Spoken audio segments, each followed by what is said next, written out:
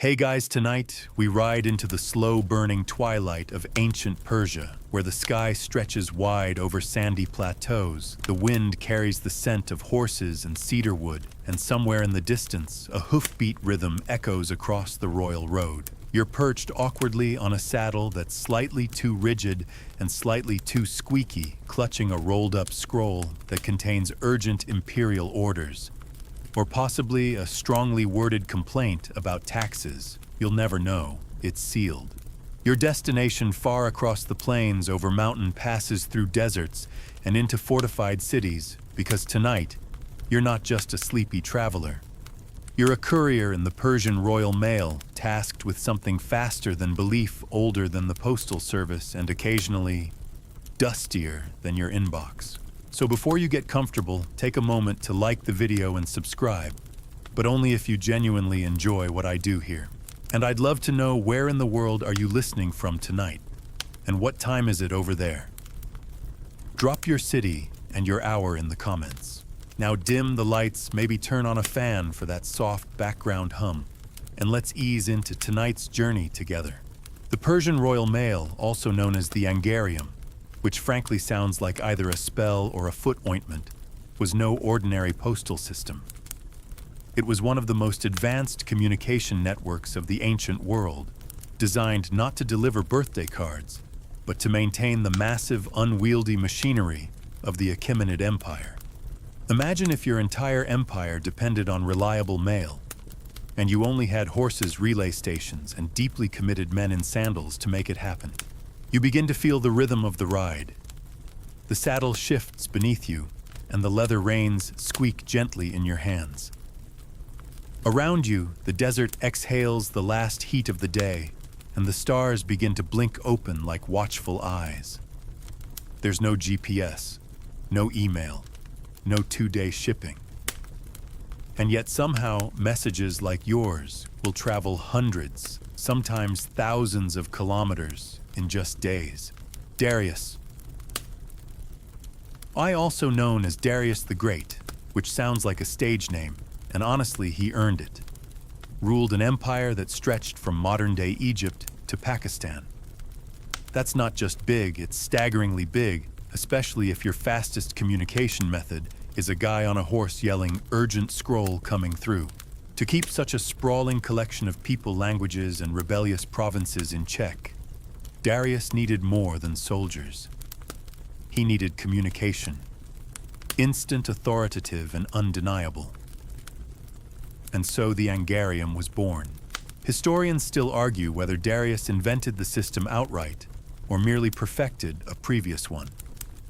Some claim earlier rulers had primitive courier services, but Darius turned it into a logistical masterpiece, one that Alexander the Great admired so much he kept it running after conquering Persia. And the people tasked with delivering those messages, they were called Angaroi, and they were terrifyingly efficient. They rode day and night, switching horses at rest stations called chapar khane, the ancient Persian equivalent of truck stops, but with fewer novelty mugs and more dried dates. You pull up to one now. A low stone building, humble but sturdy, with a corral of fresh horses and a sleepy handler chewing something suspicious looking.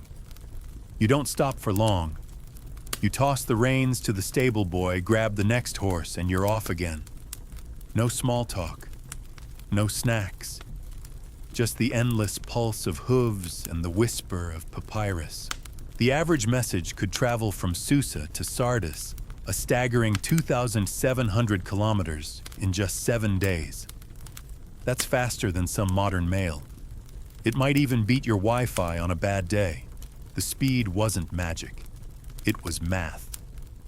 Riders covered 25-30 miles per leg, then passed the message to a fresh courier with a fresh horse. No one rider did the whole route. It was a baton-passing relay of relentless efficiency. The scrolls were sealed with cords and stamped clay, ensuring no one could snoop without being noticed. Not that this stopped people from trying. You ride into a mountain pass now. The air is thinner, the stars brighter. Somewhere a jackal howls in the dark, But you're not alone. Other couriers pass you riding in the opposite direction. Their faces are tired. Their eyes squint against the wind. You nod to each other like seasoned co-workers on a late shift. And then, out of the silence, you hear it, the ancient version of a motivational slogan. According to the Greek historian Herodotus, who, let's be honest, was about 50% facts and 50% vibes, the Persians had a motto for their couriers. Neither snow, nor rain, nor heat, nor gloom of night stays these couriers from the swift completion of their appointed rounds. Sound familiar? That same phrase is carved on the facade of the New York City Post Office, though it's not actually the U.S. Postal Service's official motto. It's just a good line, and apparently lifted straight from a Greek guy talking about Persian efficiency. Of course, historians still argue whether Herodotus was exaggerating. Did Persian couriers really ride through snow and sandstorms? Was the system truly as flawless as described? Or did they just have a really good PR department? You pause your ride, letting the horse sip from a narrow stream. The moonlight dances on the water, and the silence is complete. No phones pinging, no emails waiting. Just the knowledge that somewhere far ahead, someone is waiting for a scroll they don't know is coming, but will arrive faster than they believe possible. You adjust your saddle, tug the reins, and begin again. You ride on the moon above you, a polished coin, the desert stretching out like a parchment unrolled by the gods. Your horse is breathing steady now, its hooves crunching rhythmically on the gravel path that winds through scrub and shadow. The wind lifts your cloak ever so slightly, and you realize this is history before envelopes, before stamps, before inboxes and fiber optics, and that little spinning wheel of death on your screen. This is the world before the postman.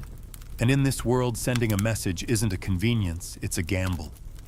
A real hope this guy with the beard doesn't get eaten by wolves kind of gamble. Before Persia's Angarium communication was patchy at best, tragicomic at worst. You had to either carry messages yourself or trust someone else to do it. A servant, a soldier, a merchant heading vaguely in the same direction. There was no central service, no tracking number, and no refunds if the scroll fell in a river or became bird bedding. You imagine it a Babylonian noble urgently dispatching a note, perhaps a romantic proposal or a battle command, only to discover weeks later that it was delivered to the wrong temple by a donkey with poor navigation skills. That kind of stress could crack a clay tablet. Historians still argue whether early city-states had any real postal systems at all. In Mesopotamia, scribes wrote on cuneiform tablets, bundled them in clay envelopes, and often relied on messengers who doubled as bodyguards. Some tablets have instructions like, "Give this to my cousin's steward," the one with the limp, which, while charming, is not exactly Amazon Prime. In Egypt, the situation was a little more advanced, but still mostly limited to internal palace use. Pharaohs could dispatch runners or boat-borne scrolls along the Nile, but the reach was short and the delays long. Hieroglyphs waited for no man, but everyone else waited for them. By the time you get to Assyria, things improve. Assyrian kings used fast-moving riders to deliver royal commands, but the system lacked the organization and infrastructure of what Persia would later develop. Messages still depended on the mood of the weather, the terrain, and the occasional overly curious bandit. Which brings us back to you, riding under the stars in a world poised on the brink of something new. Because while the idea of delivering messages wasn't new, Persia did something revolutionary. They standardized it. They didn't just trust merchants or hope some scribe would walk his message over. They built roads. They built stations. They trained riders. They made it official. They bureaucratized the art of talking to yourself across distance. And oh, did they love a good road. You pass a waymarker, an upright stone pillar engraved with cuneiform. It lists the distance to the next Chaparkane, like an ancient version of next gas 30 miles. You smile. Even in 500 BCE, someone was worrying about refueling. You dismount for a moment and stretch. Your knees crack like dry papyrus. As you rub the feeling back into your thighs, a memory drifts into your mind. A merchant in Susa once told you that in the old days before Darius, messages were carried by men who shouted the message from hill to hill. A shouting chain, like human Wi-Fi, which frankly explains a lot about ancient miscommunication. Some ancient cities used fire signals or smoke plumes. Others beat drums or flashed mirrors. These were fine for attack now, or all is well messages, but not so good for. Please review the governor's request for barley quotas. The problem with old world messaging was that it was either too slow or too vague. Persia's genius was finding the sweet spot between speed and specificity, and they built it across an empire. You hear hooves behind you, another courier. He rides past, nodding briefly. His scroll case is sealed with a bright red wax stamp, probably urgent. You wonder if it's about a tax rebellion or just someone asking where their gold shipment went. You'll never know. That's the maddening and somewhat thrilling thing about this system. You carry the words, but they're not yours. You're just the ghost that moves them. The air shifts. A faint breeze carries the scent of dates, dust, and distant campfires. You're not far from the next station now. You can almost picture it: low stone walls, warm oil lamps, a waiting horse already saddled. A bowl of olives if you're lucky. And if you're very lucky, someone will have baked flatbread that isn't rock hard yet. You hear jackals howling in the distance again. Or maybe that's just your stomach. You remount and push forward. What's striking is how much trust was required in this early system. The Empire's control depended on scrolls arriving where they were supposed to. No GPS, no cameras.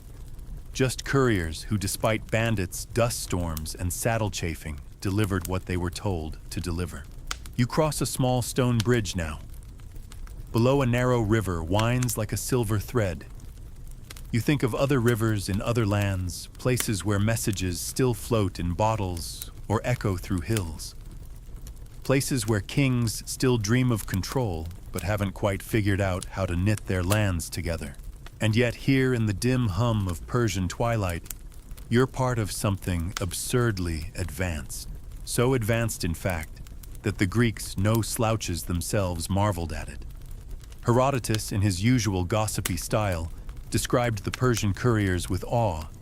He couldn't believe how quickly a message could race from one side of the empire to the other. It's like they flew, he wrote.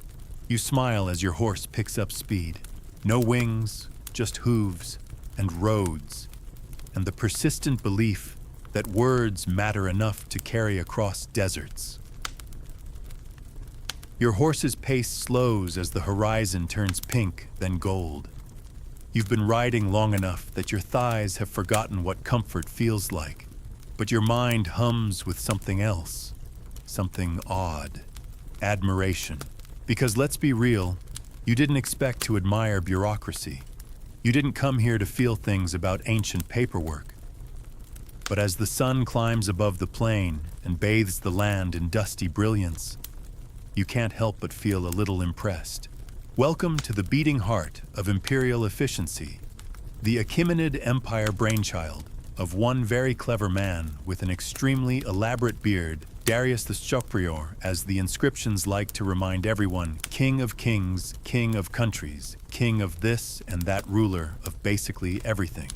He came to power in 522 BCE, and unlike some rulers who fell into the job like a lucky accident, Darius treated empire building like an overachiever, treats their resume thoroughly, aggressively, and with a slightly unnerving amount of enthusiasm for standardization. You trot past a carved stone relief on a hillside, Darius himself standing tall in full regalia, a spear in one hand and a scroll in the other. Not a sword, a scroll, because that truly was the real weapon of his rule. Darius wasn't just conquering with armies. He was organizing with ink. Historians still debate whether Darius personally micromanaged the royal mail or delegated it to his satraps. The regional governors imagine a medieval middle manager, but with more jewelry. But what's certain is that the Angarium flourished under his rule. Here's how it worked. The empire was divided into provinces, satrapies, each one governed by a satrap, who reported directly to the king. But that reporting required speed, precision, and secrecy. You couldn't just send a guy with a pigeon and hope he wasn't bribed halfway to Persepolis. No, this needed a system. So Darius did what any brilliant sleep-deprived ruler might do. He built a network. He oversaw the construction and maintenance of a massive road system, with the royal road stretching from Susa in the east to Sardis in the west as the glittering spine. Over 2,700 kilometers long, it crossed mountains, deserts, rivers, and just enough hostile territory to keep things spicy.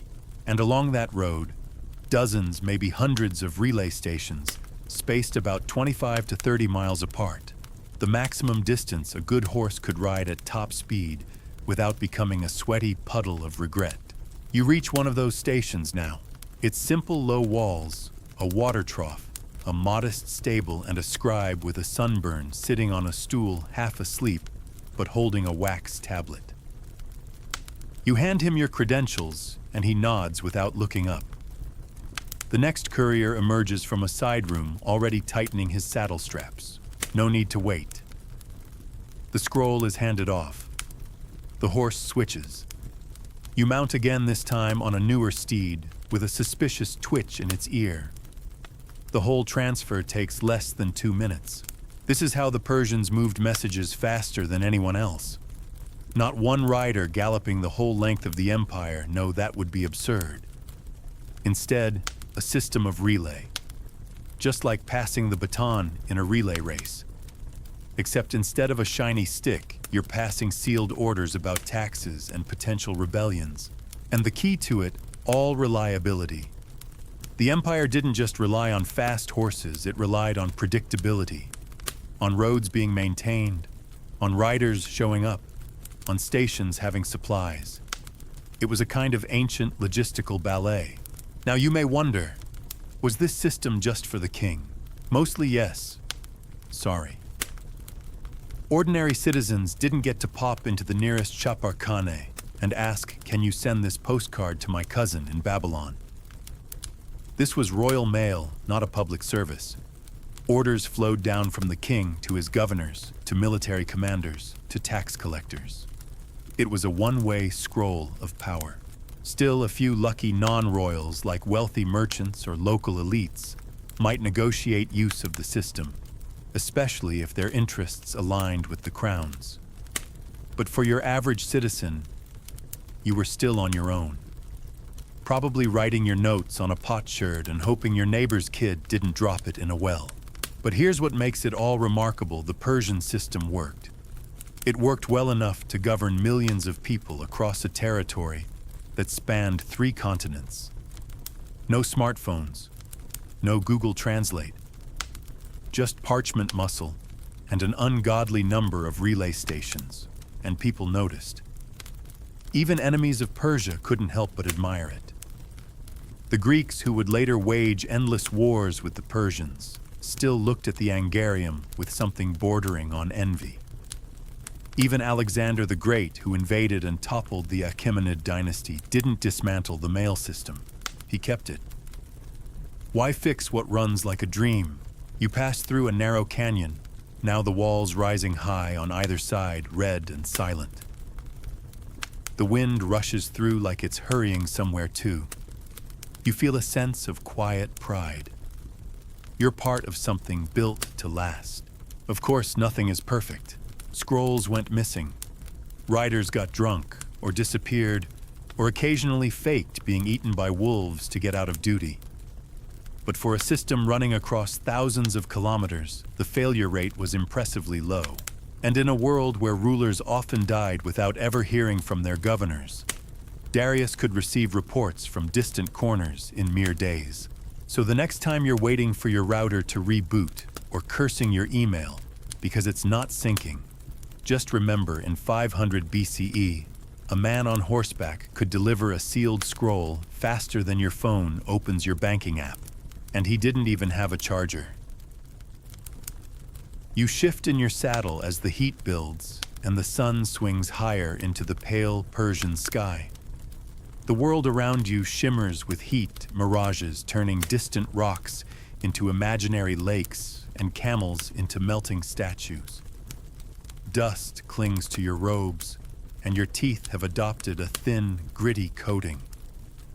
Still, you ride, because now you're on the royal road. Not just any road, not a goat path or a camel trail. This is the stone-paved backbone of a continent-spanning empire, the ancient express lane laid out with the precision of a modern engineer, but the charm of someone who probably measured distances with a piece of string and a lot of yelling. The royal road stretched from Susa, deep in Elamite territory, now southwestern Iran, all the way to Sardis, near the Aegean Sea in modern-day Turkey. That's roughly 2,700 kilometers. In other words, if you strapped on a Fitbit and tried to walk it, you'd finish sometime around next harvest. The terrain is relentless. Mountains, deserts, river valleys, wide plains, and yet the road persists. Cut stone in some parts, hard-packed earth in others. Bridges cross streams, some of them wooden, some stone, some just daringly optimistic piles of logs. You pass one now. It wobbles slightly. You pretend not to notice. Darius didn't invent the idea of roads, but he refined them.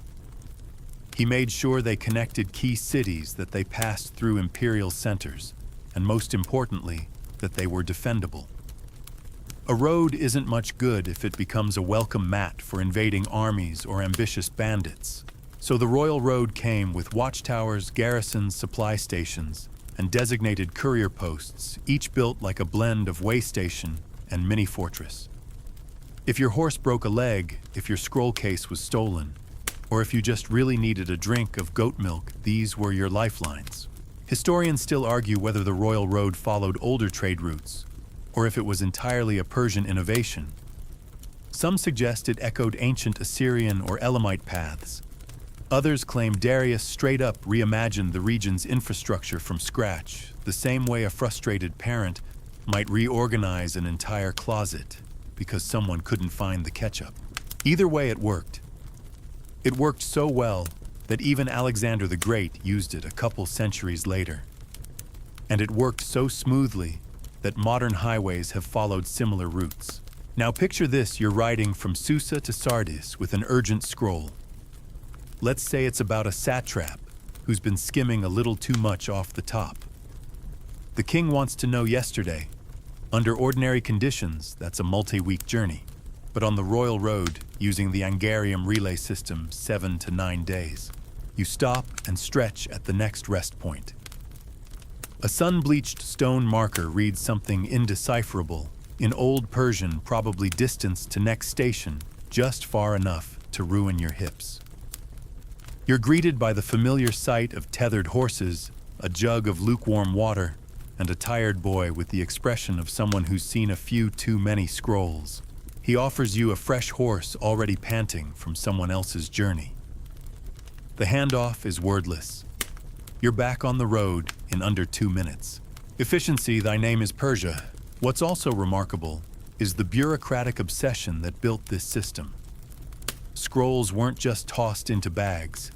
They were sealed, recorded, stamped with identifiers. Each courier likely carried official documentation proving his legitimacy. There were penalties for opening a scroll, delivering it late, or simply losing it, which historians believe involved punishments that were not exactly gentle. And yet, the system was remarkably resilient. Even across difficult terrain and volatile borders, the royal road kept running. Imagine trying to run a courier route through places where people might suddenly decide they don't like your empire anymore. It's like delivering packages through a region that occasionally bursts into civil war or decides the king is overrated. Still, the Persian network kept going. because the road was more than a convenience, it was control. You feel that now as you ride. The road is smooth underhoof, the stations predictable.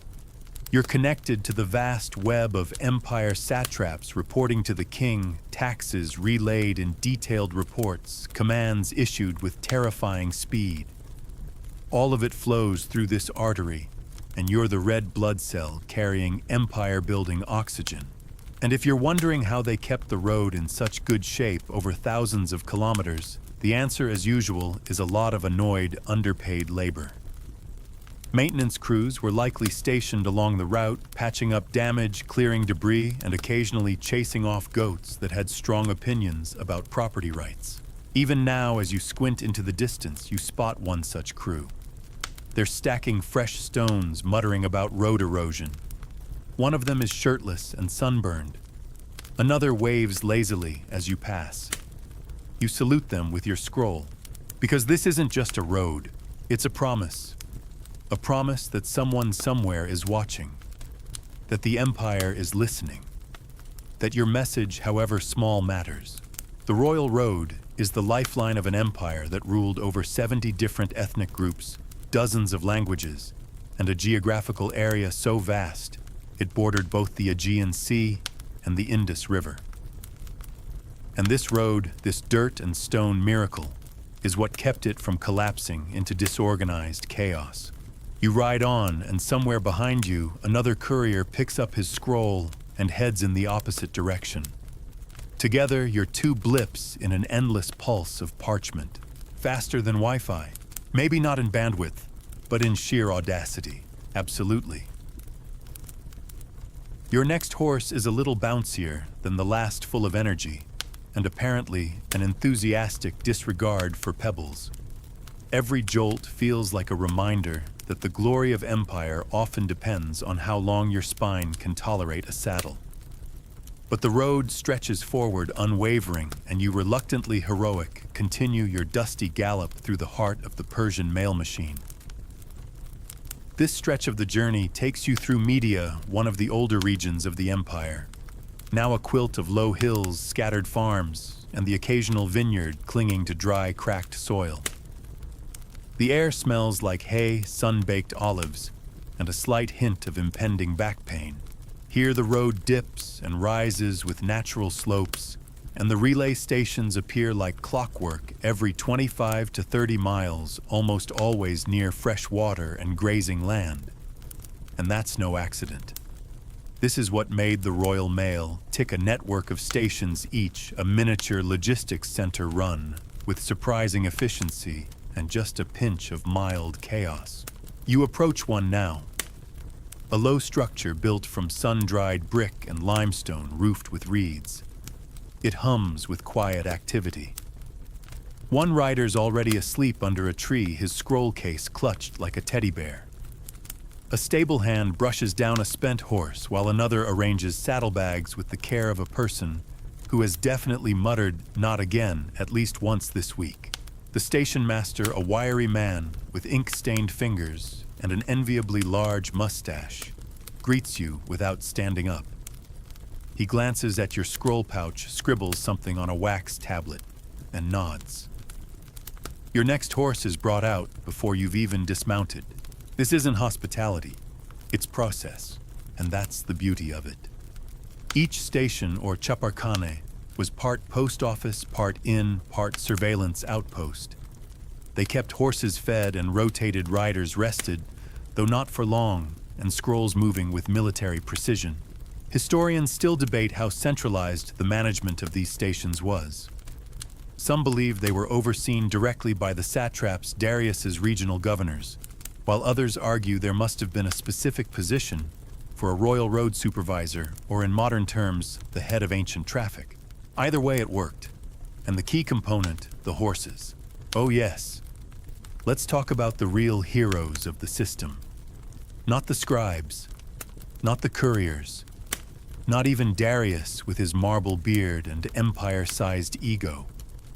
No, it's the horses, bred for endurance and speed. Persian postal horses were selected, trained, and rotated like athletes. No horse ran more than one station's length without rest. They were fed at regular intervals, protected from overwork, and often housed in shady stables during the heat of the day. And unlike your exhausted legs, they weren't expected to explain foreign tax law at the end of their route. This relay model switching horses at each station meant that no single mount ever burned out, and messages could be delivered day and night without delay. One rider would gallop to the next kane, hand off the scroll to a fresh rider, and the message would continue without losing momentum. Think of it as the ancient version of 5G, just with more oats. You stretch your arms as the new horse takes off. The rhythm is familiar now. Hooves pounding the earth wind, tugging at your cloak scroll pouch, pressing lightly against your ribs. You've become a cog in a machine, yes, but also part of a system that worked unreasonably well, especially considering that this was, 2.5 millennia ago. Of course, there were risks. Bandits loved postal routes. A scroll marked with royal seals that could contain troop movements, tax orders, or names of corrupt officials. The kind of info that gets you rewarded or executed depending on which direction you ride. So couriers had to be tough, fast, and deeply motivated. Motivated not only by loyalty, but also by the knowledge that losing a scroll might get you replaced, and not with a handshake and a LinkedIn endorsement. Some couriers may have carried weapons, though records are vague. A small dagger, a slingshot, maybe just a really persuasive glare. And of course, some scrolls were written in ciphers or sealed with wax that crumbled if tampered with an early form of security clearance. You wonder what secrets your own scroll contains. Orders from Darius to a satrap in Lydia. A complaint about the grain tax from a powerful merchant. A warning about a possible rebellion. Or maybe it's just an imperial grocery list.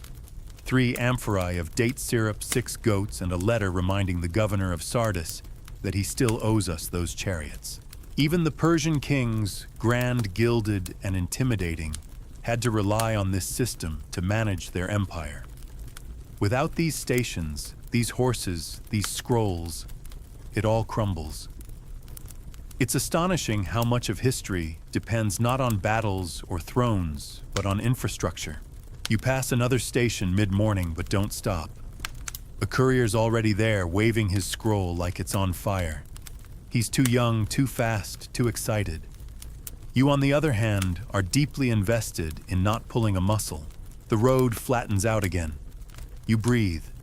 The sky above is enormous, the sun a lazy white coin. And here's the strangest part of it all, it works. Somehow this network of sunburned couriers, dusty horses, and cranky station masters moved information faster than most people today would believe possible. There's no Wi-Fi here, no cloud, no inbox, just the wind, the dust, the horse beneath you. And the knowledge that someone miles away is already preparing to receive your scroll.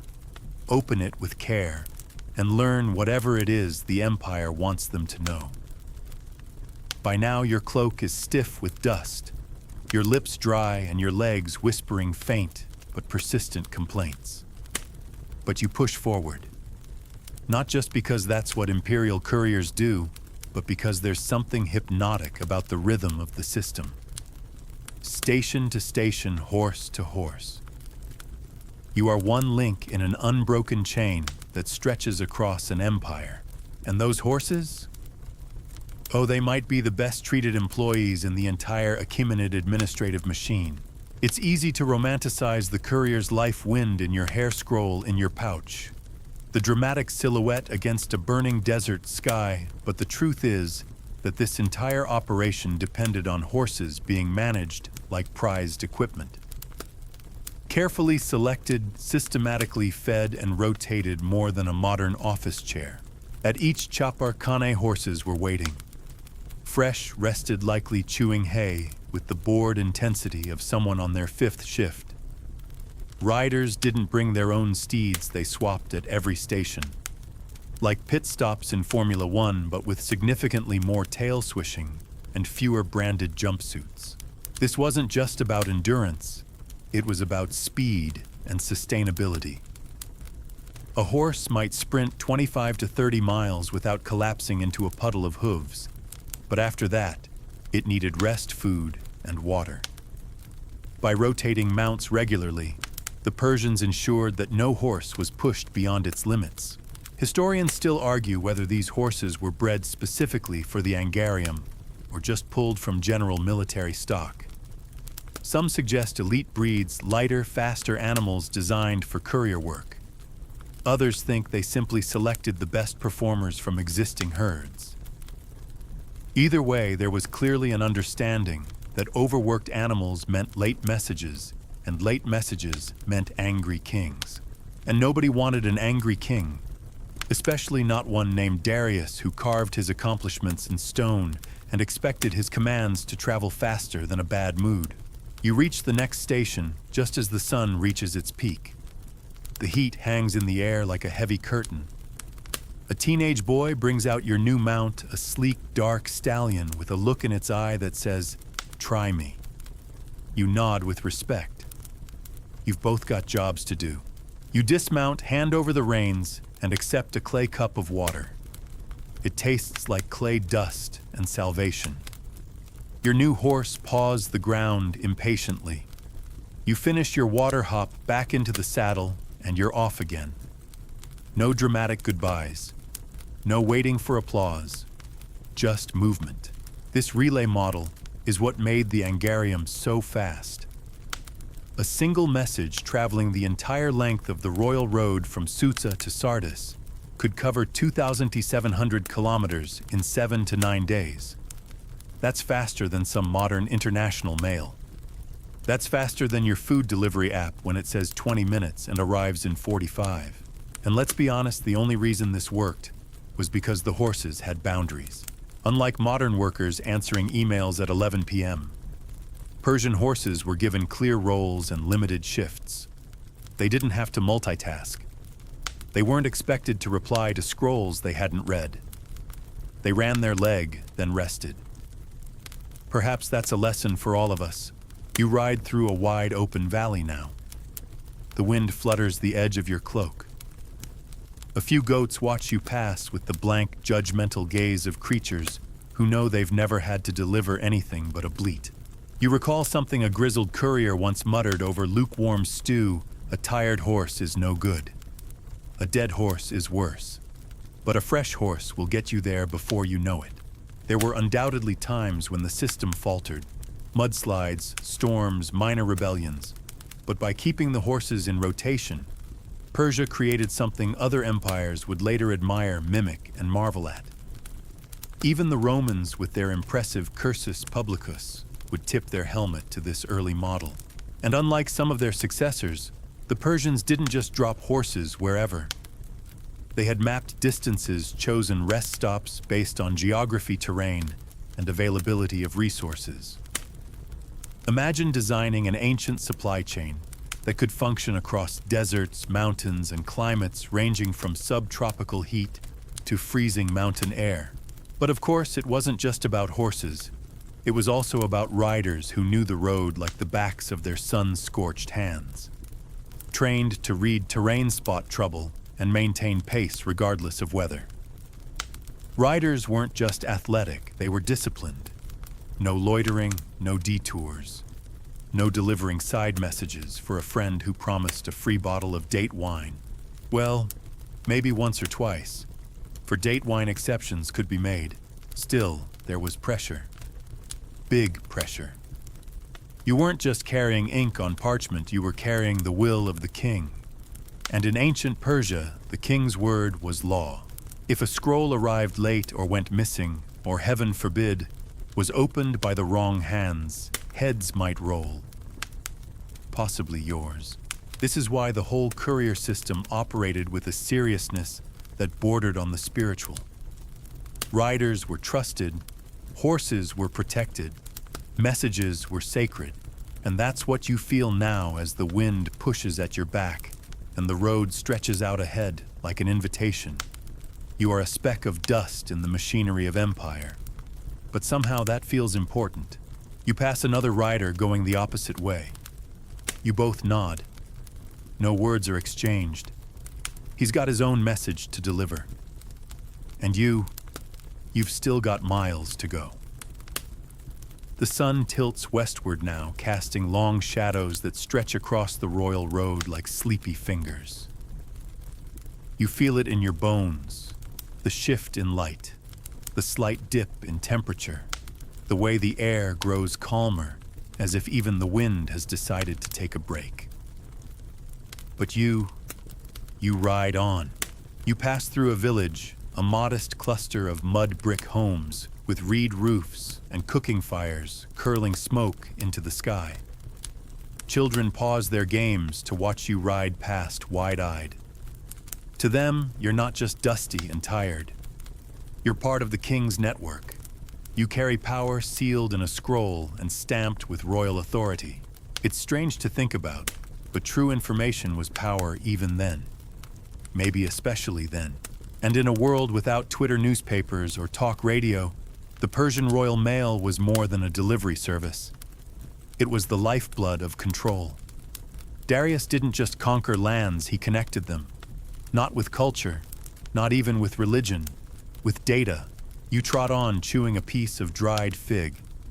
Sticky, a little sandy, thanks road dust, but better than going hungry. Somewhere ahead, another courier is preparing to hand off a scroll to the next outpost. Somewhere behind your last scroll is already being opened by a man who smells like cinnamon and authority. This system, this absurdly ambitious empire-spanning communication web, wasn't just about logistics. It was about surveillance, too. Because every scroll that moved along this road wasn't just a message. It was a report, a complaint, a secret.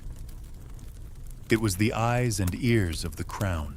Historians still argue whether Darius created a formal intelligence agency or whether he just borrowed useful gossip from loyal officials.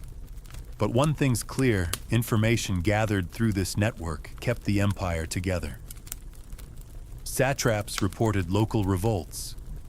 Military commanders described border tensions. Tax collectors listed grain shortages. All of it flowed back to the royal court like tributaries feeding a mighty river.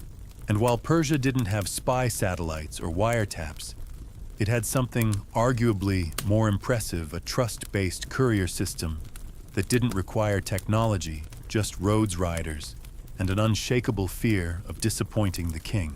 You pass another marker stone. It's chipped, weather-worn, but still legible. It bears the familiar tri-language format, Old Persian, Elamite, and Akkadian. You imagine the poor stonemason cursing softly while chiseling all that by hand, knowing full well that 90% of travelers couldn't read any of it. Multilingual inscriptions were a hallmark of the Persian Empire.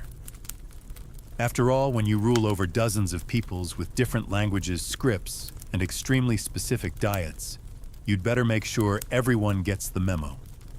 Literally. Which is where the scribes come in. They were the unsung heroes of the system. The ones who took dictation from governors, copied orders for generals, and transcribed updates about irrigation canals, tax arrears, or that one town that refuses to stop worshiping their goat deity.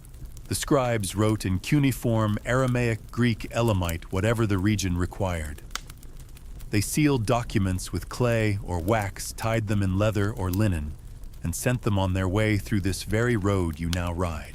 Imagine the scribe's daily grind, bent over a tablet, muttering about papyrus quality, arguing with a junior assistant, about spelling occasionally, spilling ink, and swearing in 5 languages.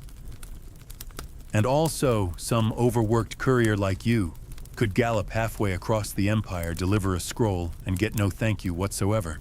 But here's the kicker. Scribes weren't just glorified stenographers. They were gatekeepers of knowledge.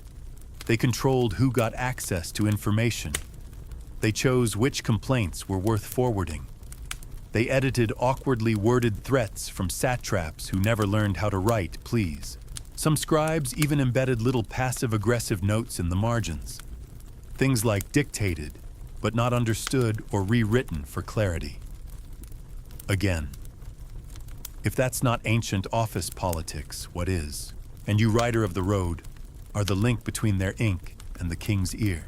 Ahead, the hills begin to rise. The road narrows slightly, following the curve of a dry riverbed. Your horse slows. You hear birds now chirping lazily from nearby scrub trees. The scent of dust and crushed herbs floats in the warm air. You think about the messages flowing behind you, ahead of you, crossing the empire like blood in veins. And you wonder how many revolts were squashed because of a scroll like yours. How many cities fed because someone reported a drought in time. How many lives changed because someone bothered to write something down, seal it, and send it. There's something humbling about that.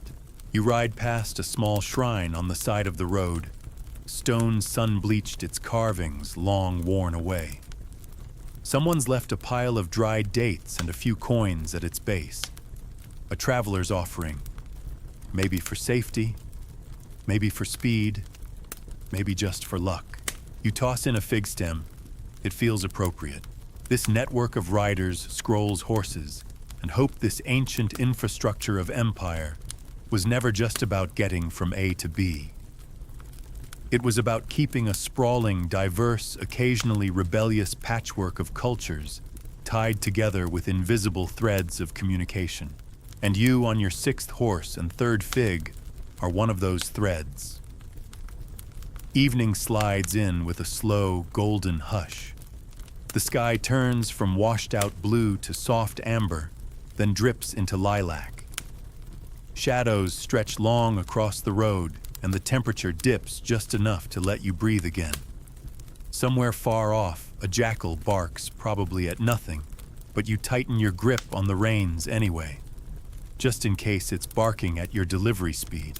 You're approaching another station now, this one nestled near a rocky outcrop, with a low mud brick perimeter wall, and a fig tree stubbornly surviving in a patch of shade. A sleepy groom waves you in. You trade horses again, this one older, steadier, with a little silver around the muzzle. You thank the groom with a nod. He doesn't speak your language, but the scroll pouch is universal. And here's where things get interesting. Because this road, this horse, this little station in the middle of nowhere, they're all part of something that might sound almost modern. Let's talk standardization.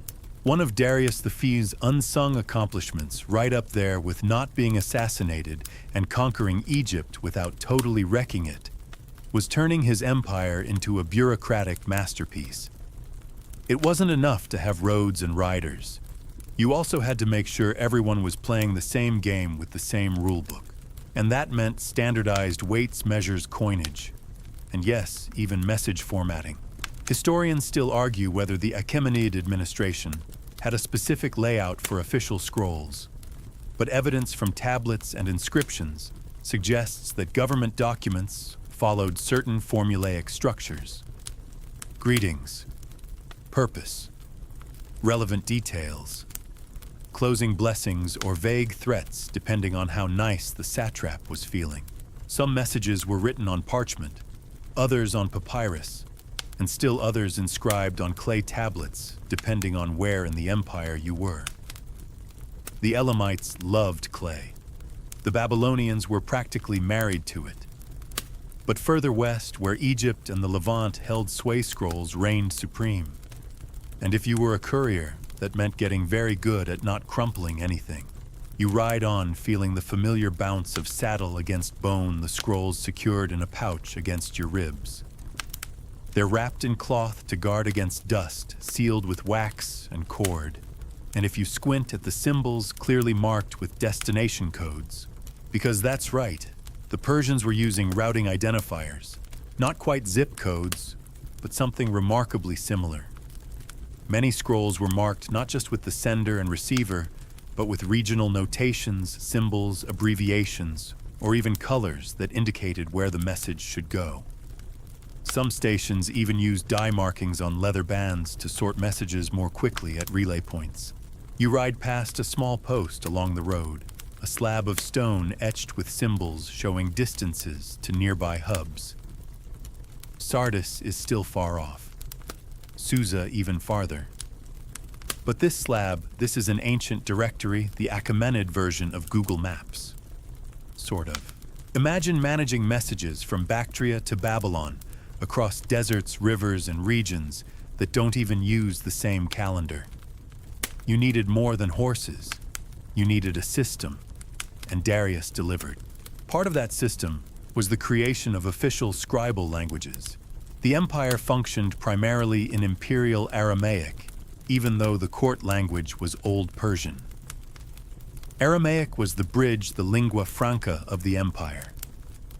If you're a scribe in Egypt or Media or Syria, odds are you're working in Aramaic, because it made communication across regions possible, even if you couldn't tell a crocodile from a camel.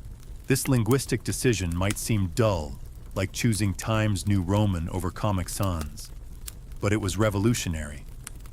It meant one letter could be read across the empire without needing to be translated at every post. It streamlined everything. Fewer errors, faster processing, fewer violent misunderstandings, and fewer excuses. Because now, if a satrap claimed he didn't understand the order, the king's secretary could politely point to the standardized format and say, "Well, that's odd. Everyone else seemed to get it."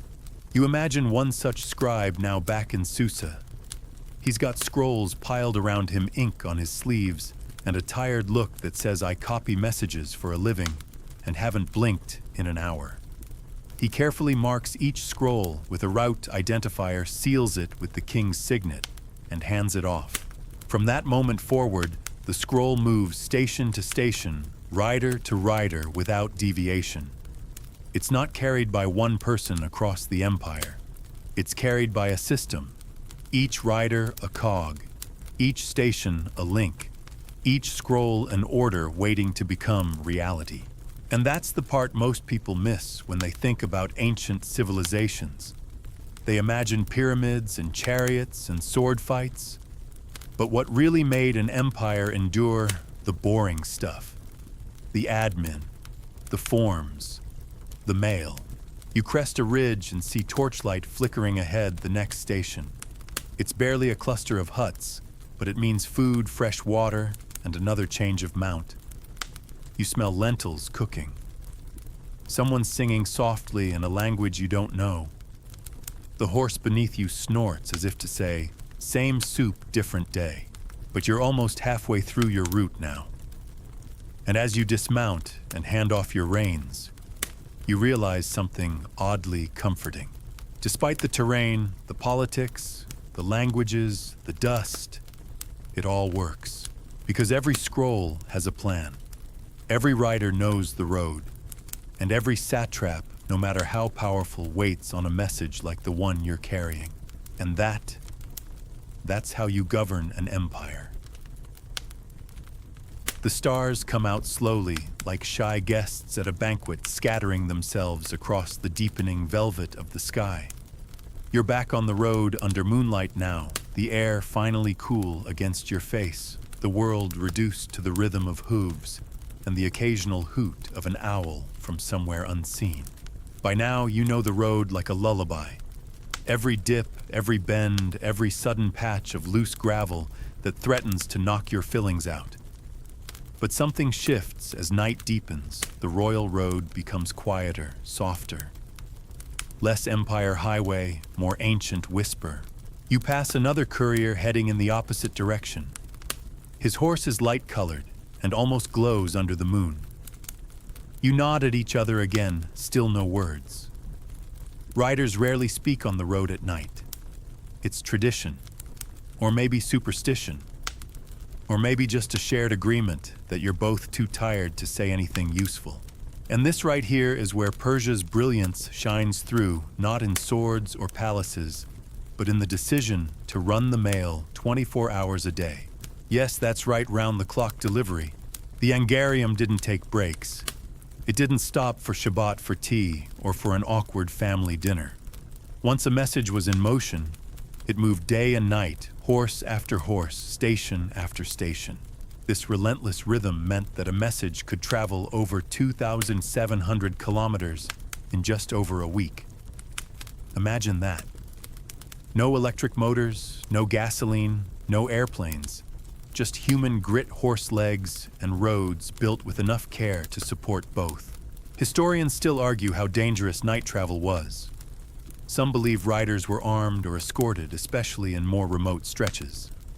Others think nighttime riders simply relied on speed and the recognition that touching a royal scroll without permission was a good way to lose one's hand, or worse, one's head. Either way, you ride with confidence now. Because you're not just a courier. You're a symbol. A blur of dust and parchment, part of a system that's bigger than any single satrap or town or priest.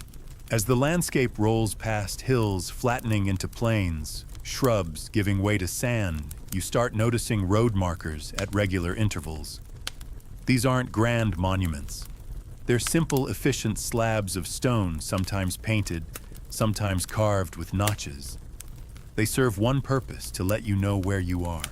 And they hint at something else, too. Persia's obsession with logistics.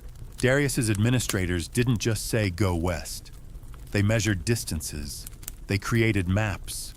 They calculated how long it should take for a courier to get from one station to the next, and set expectations accordingly. If you were late, the station keeper would log it. Too many delays, the satrap might notice. And if you really messed up, well, let's just say your future career options would narrow significantly. But these markers did more than intimidate couriers. They helped synchronize the system. After all, how do you build a continent-spanning mail route without GPS? Simple. You make sure the road tells you where you are. One marker you pass tonight has faint traces of paint red for eastbound routes, blue for west. At one point, Persian postal officials may have even used flags or lantern signals for communication between closely spaced stations, especially near cities. Think of it as the ancient version of traffic lights, but with more camels. You glance up. The moon has shifted behind a thin veil of clouds, and your path darkens. But your horse knows it now. You could probably sleep in the saddle and still make your mark. Not that you're allowed to sleep. You're carrying royal communication, sacred parchment. And who knows what kind of secrets it holds. Maybe troop movements. Maybe a shipment order. Maybe a personal note from the King of Kings to his cousin about a particularly offensive statue someone erected in Sardis. You'll never know. Because you're not here to read. You're here to ride. You pass a grove of tamarisk trees, gnarled, whispering ancient. Somewhere in the branches, a nightjar sings. It sounds vaguely judgmental. Your horse ignores it. Now here's something interesting. Not all messages were urgent. Some were routine, others ceremonial. But every scroll on the royal road was treated with the same level of formality and protection. That's how you build trust. If the king sent a message to a minor official in a village outside Ecbatana, it was delivered just as quickly and with just as much ceremony as a letter to a general preparing for war. Why? Because the moment you start picking favorites, the whole thing crumbles. The night grows deeper still, and now your path glimmers faintly under starlight. The road unbelievably holds. No massive potholes, no signs of banditry, just continuity. This might be the greatest magic of all. Not the flashy kind, not fireballs and incantations, just consistency. Station after station, scroll after scroll, a machine made of stone, sweat, and trust. And at the heart of that machine, people like you. Tired, dusty, possibly overdue for a hot bath and some honest-to-goodness sandals without bite marks. But reliable, part of the pulse. Somewhere in the palace at Persepolis, a court scribe dips his pen into ink and records the arrival of another message. Another courier, another whisper from the road. And he knows, just as you do, that the system lives because people keep moving.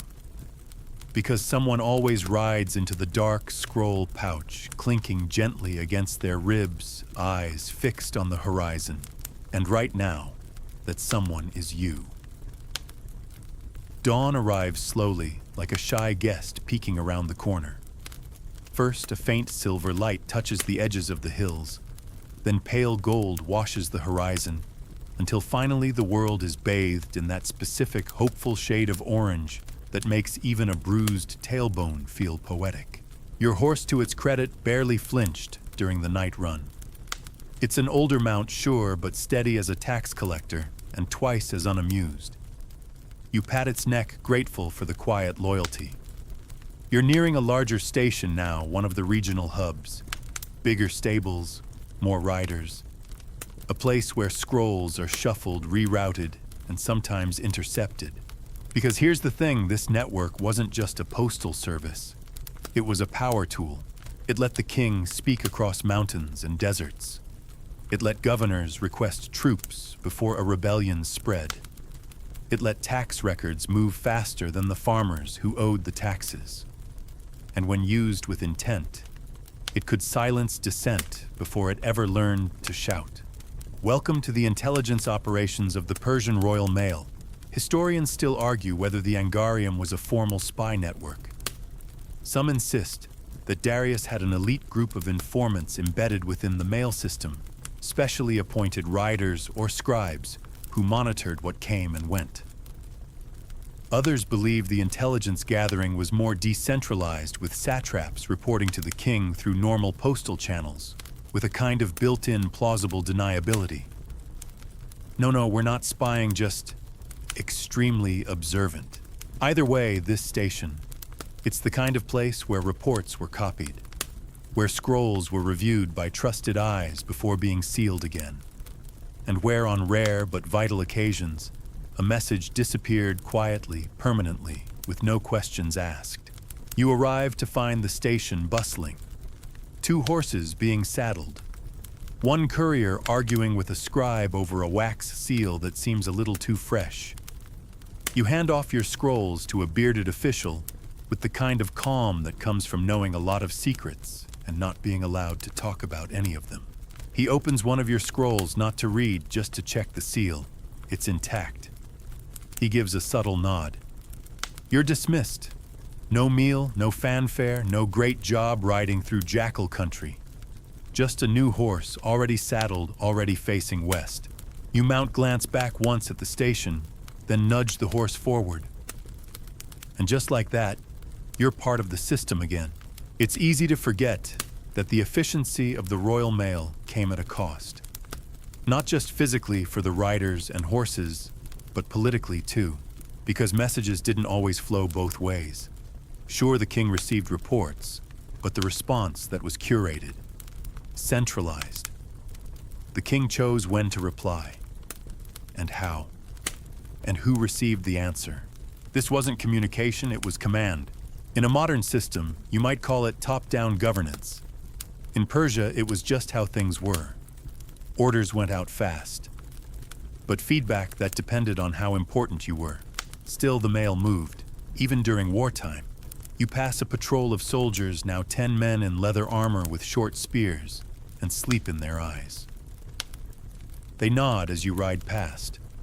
One of them spits into the dust and mutters something about another horse-faced messenger. You smile faintly. It's not an insult, really. More like a recognition. Because couriers had a reputation. People saw you and thought news is coming. Good or bad. Orders, taxes, or troop movements. When a courier arrived in a village, people gathered not to greet you, but to read the sky in your saddlebag. And sometimes the scrolls weren't enough. Occasionally, riders were asked to memorize short verbal updates, usually sensitive messages, that couldn't be risked on parchment. Simple codes, names, warnings, and if questioned, they'd say nothing. Because one thing you didn't do in ancient Persia was accidentally blurt out something the king wanted quiet. You keep riding. The road here is in perfect condition, wide, flat, paved with dressed stone. You cross a shallow bridge that's held up surprisingly well for 2,500 years. The water trickles underneath, calm and clear. You spot a turtle sunning itself on a rock and feel irrationally jealous. As the road levels out, your mind drifts to another group rarely mentioned in the heroic tales of ancient empires, the administrators. Those nameless bureaucrats, satrap secretaries, palace archivists, scribal clerks, who tracked every scroll that moved. They logged it, copied it, tagged it, with little symbols or notes like urgent or please stop writing in all caps. They were the glue, the calm between storms, the reason the system didn't collapse into chaos. You wonder what your scrolls mean to them. Just more parchment. Another line in the ledger. But to the people waiting at the other end, they could mean everything. Orders to evacuate, permission to trade, a royal pardon, or just a census directive telling some provincial noble how many sheep he's supposed to count this year. It's all significant. Because in this empire, control is information, and the royal mail is the bloodstream. Your horse stumbles briefly over a pothole, your first real jolt in hours. A reminder that even stone roads need maintenance. Somewhere a team of workers is probably patching a road section right now. Not because anyone's watching, but because a scroll ordered it. That's the strange power of it. You're part of a system that makes reality move. And even as the sun rises behind you, casting your shadow long across the road, you know the message you carry isn't just words. It's action wrapped in ink, and your job to make sure it arrives. The sun climbs higher now, warming your back and turning the dust into that familiar baked clay scent that clings to everything: your boots, your cloak, even your eyebrows. Another station fades behind you, another scroll handed off. And as your new horse settles into its gait, you realize something odd. You're not tired anymore. Well, you're tired in the usual way. Muscles, sore eyes, dry thoughts fuzzy around the edges like overwashed wool. But there's something else too. A kind of rhythm. Like you're no longer just riding the royal road. You're part of it. And that, weirdly enough, is by design. The Persian royal mail wasn't slapped together in a burst of royal ambition. It was planned, deliberate, methodical. Like someone took a chisel to the empire and carved out a circulatory system. So let's take a moment to appreciate the real heroes of the Angarium, the logistical planners. Historians still argue whether Darius III personally oversaw the road system or delegated it to a team of high-level engineers and administrators. But whoever handled it deserves more statues and fewer backhanded footnotes in textbooks. Because laying out 167 postal stations across a route of over 2,700 kilometers each, spaced just right to allow a horse to gallop and then rest, that's not just engineering. That's choreography. Each station was a miniature ecosystem.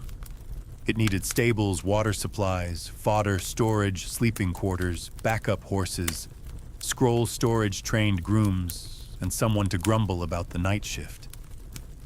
That's infrastructure. And someone made sure it ran like a dream.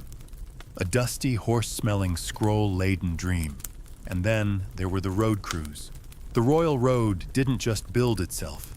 It had to be cleared, paved, graded, and maintained. Trees cut, hills leveled, bridges reinforced. Imagine doing that not with bulldozers, but with picks, spades, and extremely questionable sandals. It was government labor at its most literal. You pass one such stretch now, still solid, still shockingly level, despite centuries of wear. The paving stones here were placed with such precision that modern archaeologists have studied them to understand ancient construction techniques. This wasn't just a way to send scrolls. It was a statement: Persia is here. Persia is listening. Persia can reach you faster than your goat can chew grass. And it wasn't just one road. Oh no. The royal road was the spine, but the empire was crisscrossed with secondary routes. Arteries and veins branching off to connect cities, forts, ports, and trade centers. Messages could flow from Sardis not only to Susa, but through side routes to Babylon, Ecbatana, Persepolis, even down toward the Persian Gulf. Some scholars think the total network may have exceeded 14,000 kilometers of usable courier roads. That's like if someone handed you a scroll in France and said, "Please get this to Thailand," by horse, in a week. And yet it worked, because every station had records, every courier had a route, every scroll had a seal. And if one link broke, there was backup. Alternative routes, riders posted for emergencies, relay redundancy that would make a modern IT team weep with admiration. You guide your horse around a bend now, where the road narrows slightly between two low cliffs. The wind picks up here, funneled between stone, and it carries with it the faint smell of olive groves. There's a village nearby. You won't stop, of course, but it's nice to know civilization is just a breath away. And in that village, there might be a scroll on its way telling the elders how many troops will be passing through next month, or whether a local tax collector has been reassigned, or just the latest imperial decree etched in formal script and delivered with the grace of a system that rarely sleeps. Because that's the other thing about this network. It wasn't just internal. Darius and his successors used it to project power beyond their borders, to coordinate trade, to send diplomatic letters, to receive updates from foreign embassies and allies. Some of those messages were carried in multiple languages just in case the recipient didn't speak Aramaic, which means that sometimes a single scroll was written 3 times, each copy tucked into its own pouch, sent on slightly different routes, just in case one went missing. Redundancy again. Paranoia, maybe. But also foresight. Because if your empire stretches from the Indus to the Aegean, the last thing you want is for some vital message to get lost in transit. You shift in your saddle and take a sip from your water skin, warm, slightly metallic, but enough to wet your tongue.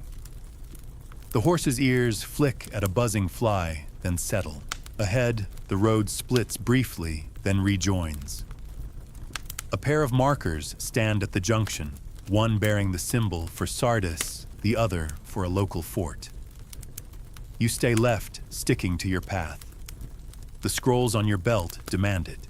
You think of the scribes who sent them, of the clerks who copied them, of the royal secretaries who dictated them in massive stone-walled halls, their words echoing like thunder across tile floors. And then you think of the system that brought it all together, not because anyone demanded praise, but because someone somewhere thought to build a machine that never stopped moving.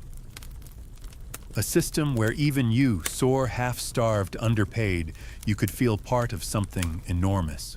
That's the beauty of boring history, of the parts nobody celebrates, of the roads that don't crumble, the messages that don't vanish, the riders who don't give up. And that, my friend, is why the Persian Royal Mail still runs in your dreams. The sun now sits high above, casting short, sharp shadows as your horse clips along the path with rhythmic certainty. The heat thickens the air, making every breath taste faintly of iron and baked limestone. You tug your scarf up to shield your nose, not for vanity, just survival. The Royal Road might be efficient, but it doesn't come with shade or SPF. You've passed yet another station. The handoff was swift scrolls, checked new horse provided, and you once again on your way before your legs had a chance to stiffen. It's a strange life, this courier rhythm. You're both transient and essential, a human arrow in a vast and ancient logistics system. And what a system it is. By now, you've seen enough of it to appreciate the architecture of communication. This isn't just a road, it's a megastructure stitched across an empire. And that empire, not exactly a small mom-and-pop kingdom. At its peak, the Achaemenid Empire under Darius I sprawled over 5.5 million square kilometers. That's roughly the size of modern India and Mexico combined. And it wasn't just landmass, it was diversity. Dozens of cultures, languages, scripts, and systems of governance, each one with its own quirks and complaints. The Royal Mail's job wasn't just to move parchment. It had to translate one reality into another, sometimes literally. You pass a low stone pillar now. A regional marker. It once may have shown distances in both Babylonian units and Elamite ones, because yes, even measuring systems weren't consistent across the empire. Scrolls often came annotated with local conversions in case the satrap receiving them didn't understand the base 60 math the Babylonians were so fond of. Historians still argue whether the empire ever succeeded in standardizing those measurements. Some believe Darius issued reforms mandating the use of the Babylonian system for administration.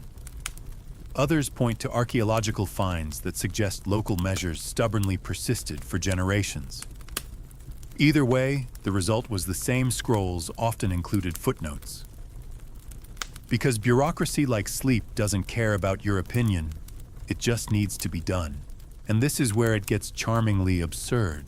Imagine riding halfway across the empire with a message instructing someone to deliver 500 shekels worth of grain, only for the recipient to say, whose shekels? The Babylonian one, the Hebrew one, the Elamite approximation.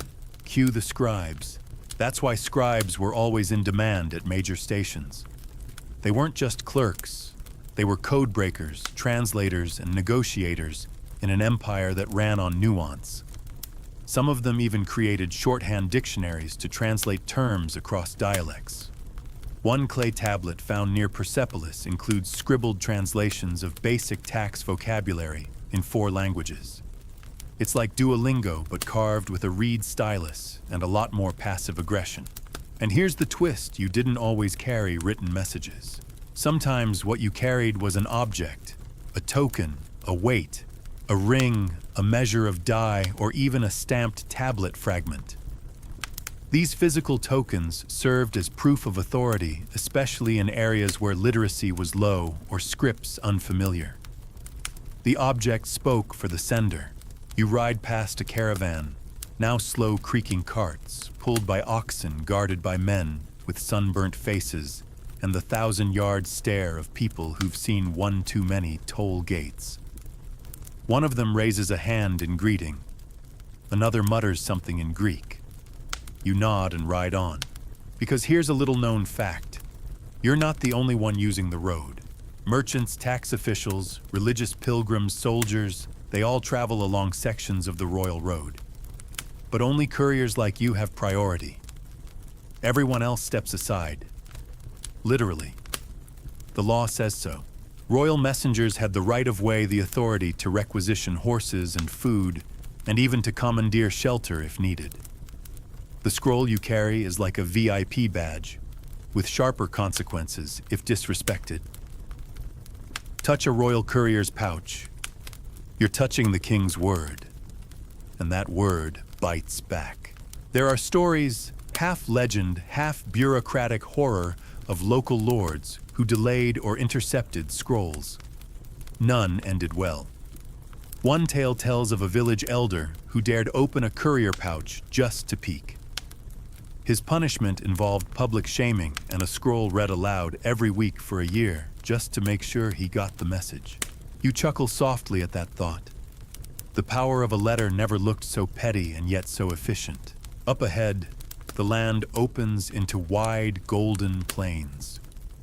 You pass a field of barley, the stalks waving lazily in the breeze like an audience too polite to leave. Somewhere in the distance, you hear the thin, eerie call of a shepherd's flute, a soft contrast to the gallop beneath you. You reach another marker stone. This one battered its edges, rounded by time and livestock. Someone has scratched a crude drawing into it, a stick figure rider with oversized scrolls bouncing from their saddle. A little ancient graffiti, a courier's inside joke. You smile. Someone centuries ago was just as tired and dusty and underappreciated as you are right now. And yet, they did the job. Just like you're doing it now. Because this mail system wasn't about perfection. It was about function, reliability, trust. And every scribbled note, every worn marker, every groaning gate hinge at a station speaks to a machine that worked not because it was flawless, but because it never stopped moving. One hoofbeat at a time, one scroll at a time. You press forward, saddle creaking, scroll pouch tight. Another message in motion. Another empire quietly humming along the rhythm of your ride. By now, the road feels like an extension of your spine. Every vibration, every rhythm of hoof and earth travels up through your seat and settles somewhere behind your eyes. You don't even think about direction anymore. Your body follows the ruts and turns with the ease of sleepwalkers. It's muscle memory now, or something deeper. Your horse breathes steady dust, clinging to its flanks like a second skin. You reach down to pat its shoulder. It's earned it. You both have. Off in the distance, a low band of green marks, another irrigation-fed village grapes, maybe, or figs. Someone's hanging laundry, and for a split second, it almost looks like the flags of a new empire, flapping in surrender to the breeze. Or maybe that's just the heat playing tricks again. As you near the next station, taller walls this time well guarded, you remember something important. Not every courier rode alone. That's a common myth. The image of the solitary messenger dashing across a vast empire, scroll pouch, bouncing cloak, fluttering in heroic slow motion. And sure, that's sometimes true. But more often, couriers rode in pairs or small groups. A buddy system centuries before middle school field trips. Why? Because roads, even imperial ones, weren't always safe. There were bandits, rogue soldiers, the occasional wild animal with a scroll-reading hobby, and most unpredictably locals who didn't know or care about royal seals. Riding in pairs meant backup. If one horse pulled up lame, the other could ride ahead. If one rider fell ill, the other could carry the message. Historians still argue whether group couriers were standard policy or simply a regional precaution. Some suggest high-risk routes had designated relay duos, while safer regions kept it solo. Others argue it was more about the scroll's contents. If it was sensitive or ceremonial, it came with extra legs and eyes. At this station, you spot exactly that. A group of 3 riders dismounting in unison, all of them lean, dust-covered and moving like they've been in the saddle for 14 hours straight, which they probably have. One of them hands off a satchel, another checks a horse's hoof. The third collapses into a water trough with zero regard for dignity. Professionals, clearly. You nod to them. They nod back. A whole conversation in 3 glances. Inside, the station keeper takes your scrolls and asks with a bored expression if you'll continue or rest. You consider it briefly, then shake your head. Your horse is still strong, and the message needs to move. He shrugs and gestures to a fresh mount. No medals, no speeches, just the next step. Because in this world, the journey never really ends. It just changes horses. Back on the road, your mind wanders again. Not to home or food or even that sore spot just under your ribs that's definitely developing its own weather system. No, you're thinking about the reach of it all. Because the Royal Road didn't just move messages, it moved culture. Wherever the couriers went, they brought a little bit of the empire with them. News, trends, rumors. The king's decrees, yes, but also the king's fashion. The latest coin designs. The shifting boundaries of what was in and what was out in the royal court. Like a galloping Instagram feed, but with more donkeys. You ride through a pass now where the cliffs narrow close stone pressing in from both sides like the throat of a beast. The air cools, shadows lengthen, and carved into the wall just above your left shoulder is a small, deliberate inscription. It's not graffiti, it's official. A royal declaration etched in 3 scripts, Old Persian, Elamite, and Babylonian. The same message repeated 3 times. It reads more or less, "By the grace of Ahura Mazda, this road leads to the king. Let no man hinder it." It's the ancient version of "Do not disturb." You exhale slowly, letting the meaning settle in your chest. This isn't just a path. It's a line of authority, of identity, of intent. Every rider who follows it, every scroll that travels it, feeds into a greater machinery, one where the edges of an empire don't fray, but hold. And here's a funny thought. People still don't quite know how it all worked. Sure, we have Herodotus waxing poetic about neither snow nor rain nor heat, and we've dug up ruins of stations, roads, and coins. But the full picture, the logistics, the scheduling, the paperwork behind the paperwork. Historians still argue whether the system had a central administrator or if each satrap managed their stretch independently. Some claim the king's court held ultimate oversight with a sort of ancient spreadsheet system to monitor efficiency. Others think it ran on trust and local delegation, with an unspoken rule: as long as messages arrive, no one asks too many questions. Which brings us back to you, because you don't know how it all works either. You just know your part. You know when to hand over a scroll, when to press your horse just a little farther, when to nod without speaking. You've felt the weight of wax seals and the dryness of ink. You've watched the sun rise behind your shadow and set ahead of it. You are one rider in a system larger than imagination. And somehow that makes it easier, because even if you forget the names of the places you pass, or the exact number of stations between Susa and Sardis, you remember the feeling, the pulse, the soft assurance that no matter where you are on the road, someone is waiting on the other end. And that's enough to keep you moving. Even as the day drags on, even as your limbs stiffen and the wind dries your lips into a permanent chapped grimace, you ride on. One scroll lighter than before, one station closer to your goal, one empire still humming behind you. You crest a low hill as the afternoon light flattens, mellowing into that golden yellow hue that makes everything, fields, rocks, even the occasional goat, look like it belongs on a coin. The road winds ahead in a clean arc, disappearing over the next rise like it always has, like it always will. Your horse breathes a little heavier now, not struggling, but slower. You ease off the reins. You've both earned the mercy. You've been on the royal road for days now, and your mind's started to map it, not in miles or stations, but moments. The soft whistle of a station keeper boiling lentils. The way one scroll pouch creaked just before dawn. The red clay dust that clings to your skin like obligation. And here's what's strange: even though you've ridden for hours upon hours, you've rarely felt alone. Because every hoofbeat carries echoes. Riders before you. Riders after you. You're part of something older than sleep, more consistent than logic, a relay that stretches across centuries. And what holds it all together? Trust. Weird, right? In an empire built on conquest, bureaucracy, and a slightly overbearing sun god, the whole mail system functions on one of the most fragile currencies in history. Faith that people will do their jobs. Station masters trust couriers. Couriers trust scribes.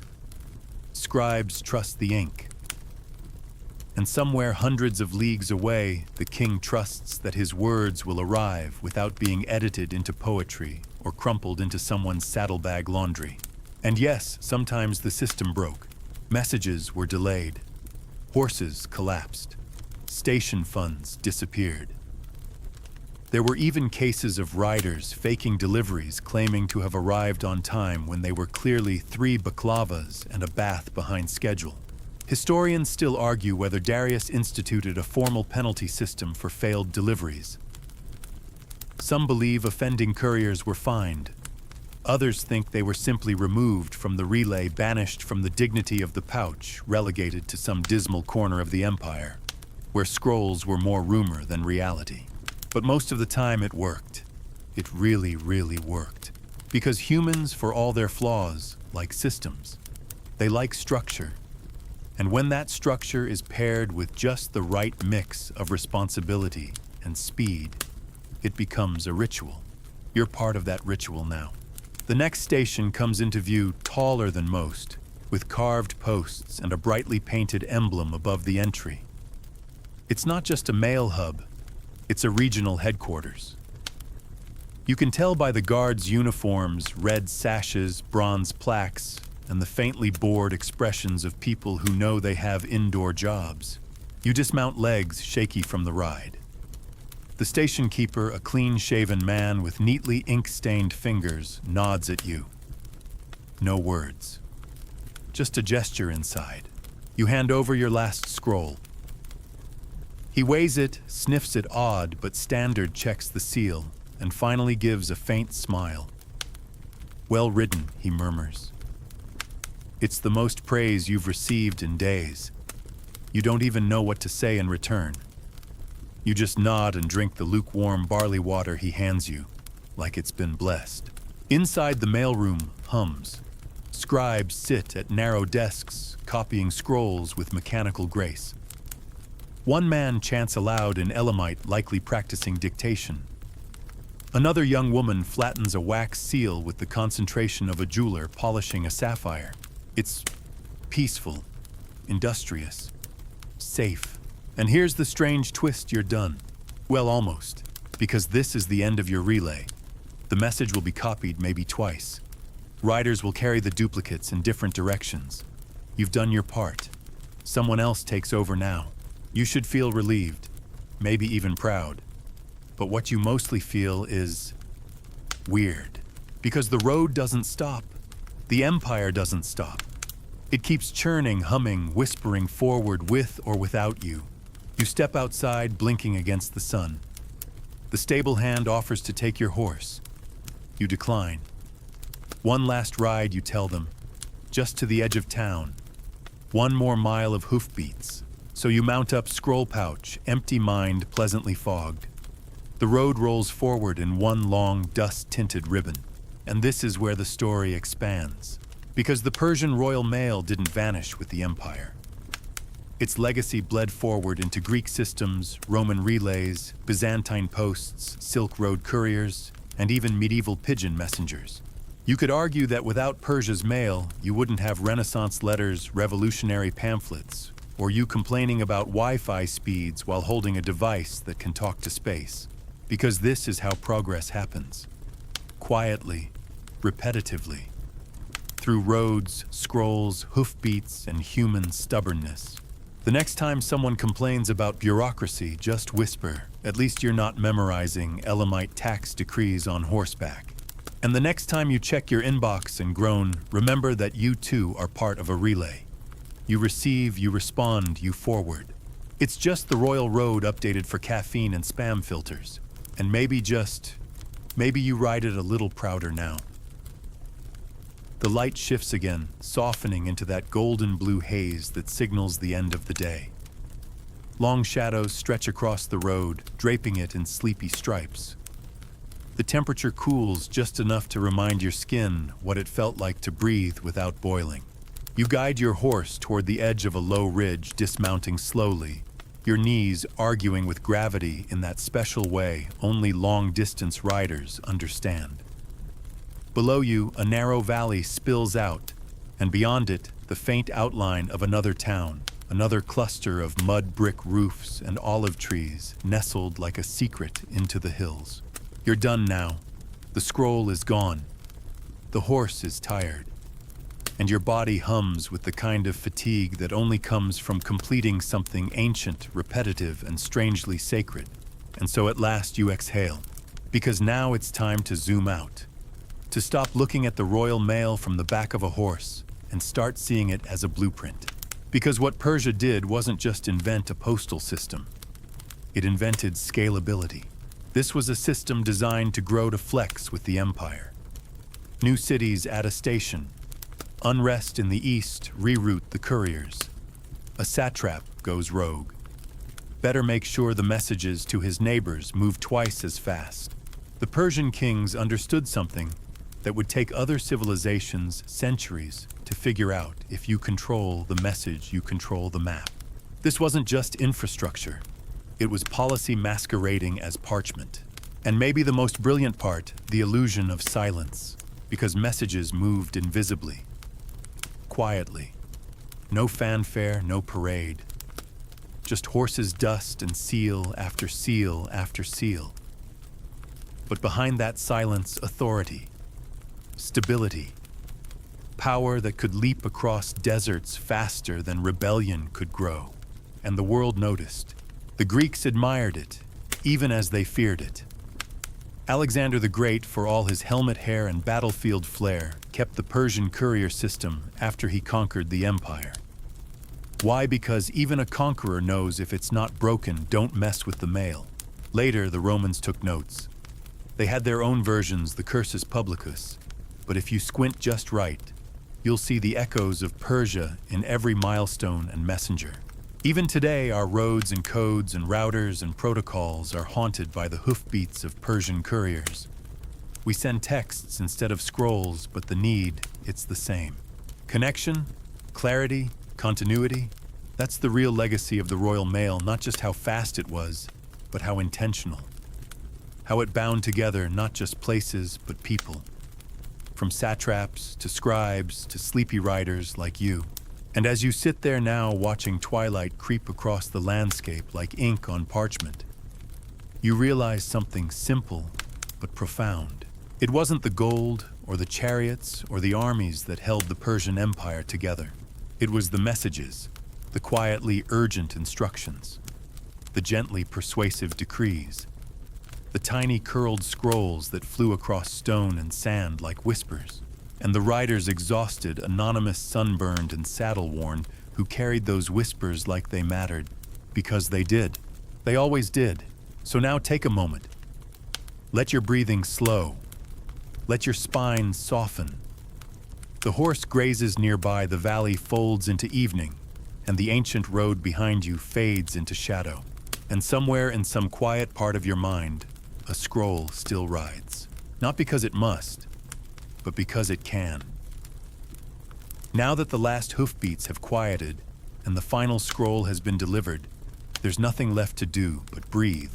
Let your thoughts settle like dust along the royal road. Let each blink stretch longer than the last. Picture the landscape you've traveled mile after mile of sandstone and starlight. Each postal station now just a memory tucked gently into your chest like a folded letter. The messages are gone now, but their echoes remain. In the soft sigh of a breeze across your skin, in the rhythmic pulse of your breath, in the quiet knowing that you were for just a while part of something vast and deliberate. The empire sleeps now nestled in its history. The riders have stabled their horses. The scribes have set down their pens. Even the king's court has gone still, the great scrolls stacked like stories no longer in need of telling. And you're still, not alone, not lost, just still. There's nothing urgent now. No message to carry. No deadline to meet. Just the deep, steady rhythm of your own heartbeat, a soft background hum to this slow descent into rest. You've earned this peace. You've earned this pause. So close your eyes. Let the royal road fade into mist. Let the ancient world dim like the last ember of a campfire. And sleep long, quiet, and deep, knowing that somewhere a scroll has arrived. Right on time.